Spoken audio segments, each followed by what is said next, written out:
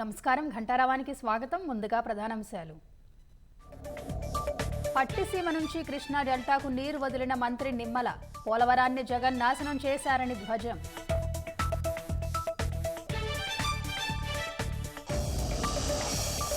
కాకినాడ జిల్లాలో deputy CM Pawan మూడో రోజు పర్యటన.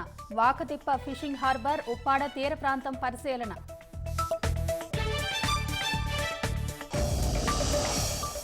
మంత్రి లోకేష్ ప్రజా దర్బార్కు తరలివచ్చిన ప్రజలు. వినతుల స్వీకరణ, సమస్యల పరిష్కారానికి హామీ.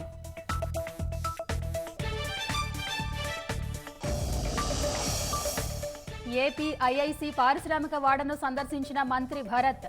అభివృద్ధికి చర్యలు చేపట్టాలని ఆదేశం.